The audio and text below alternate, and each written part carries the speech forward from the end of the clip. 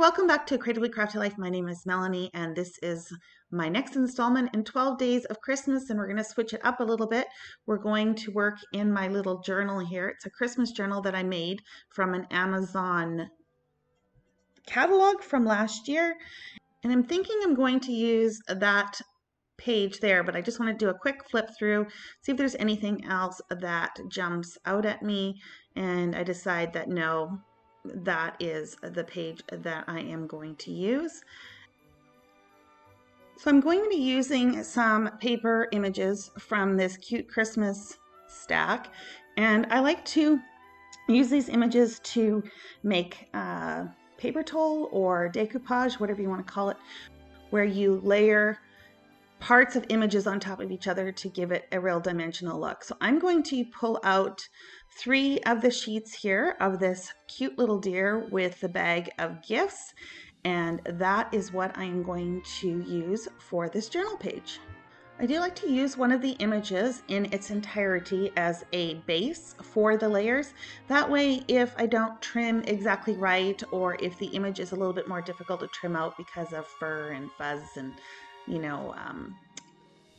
not clean lines, then the base layer provides that level of detail so you don't lose it.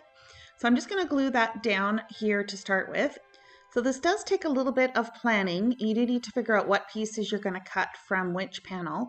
And basically what I want to do is try and layer the pieces that would appear the closest to you be on the top level. So I would probably have 2 layers of the image layered on top of each other. So in this particular case, what I'm going to do for the first one is I'm going to cut out the entire deer and bag and the bird.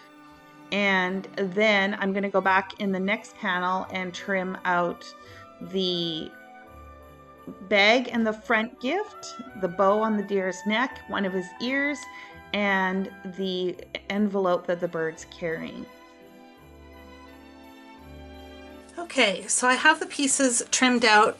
You'll notice that on the bottom of this one I did trim out at least some foreground so that it doesn't look weird to have him raised. It would kind of be floating. So I am going to add some foam dots or foam adhesive to these, and then I'm going to talk to you what I'm going to do with the smaller pieces as soon as I have these adhered. Okay, so I got my foam adhesive on, and it's just a simple matter of aligning the image and attaching it.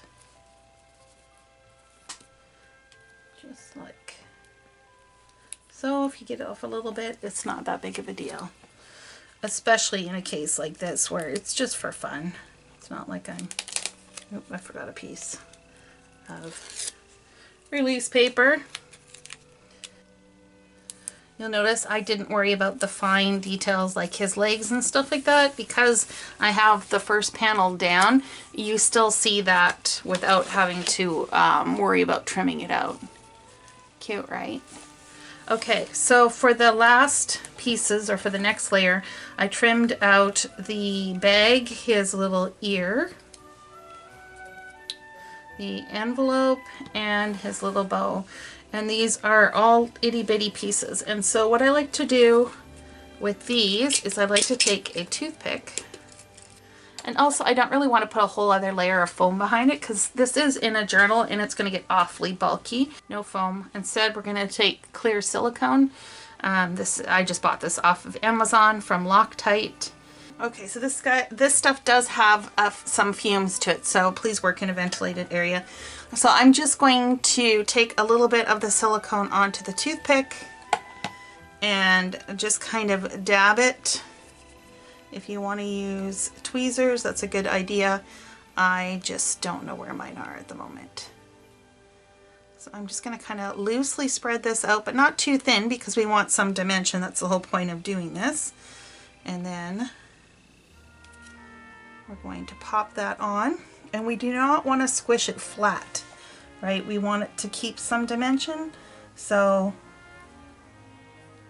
just very carefully align it. And his beak is is pulling it, is holding it by his beak.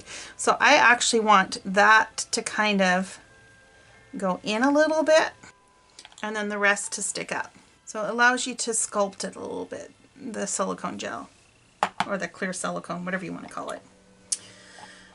Okay, so let's do the itty bitty bow. And I lied, I did find my tweezers. They were where they're supposed to be. Imagine that. Okay, so take some more. I gotta turn this around because I'm right-handed.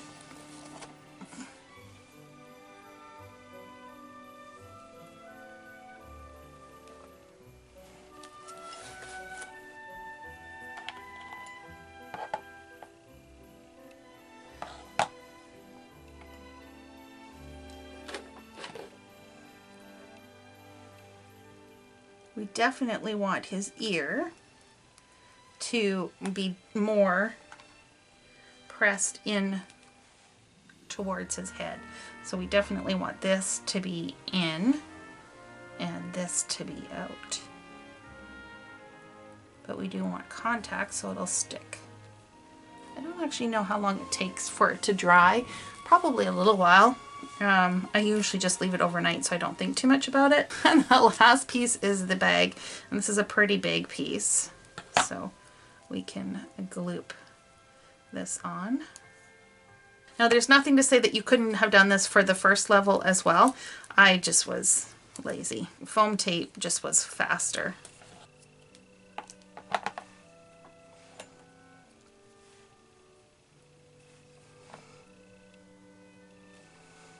So let's seal this back up and then I'll show you the dimension that we got. Okay, so that's a little bird. You can see his ear, how it sinks in towards his head but then pops up as it goes out. Same with the bow. It's a little bit in closer to his neck. And then we've got the bag on as well. I think it turned out really cute. I need a little sentiment or something to finish this one off, so let me go pull something and we're just about ready to call this one done. Okay, I pulled out Small Talk from Tim Holtz, and I'm thinking that Magic and Merriment is kind of cool for this cutesy kind of page. I am going to go with the black just for some contrast, and I'm thinking it's going to go up here and off the page.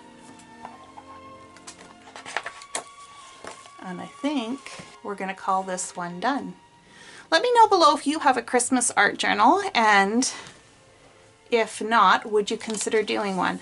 I find it a really fun way to use Christmas supplies. I don't always do a ton of like scrapbook layouts and stuff, and it's kind of a fun way to use up some supplies I wouldn't otherwise get to use but still like.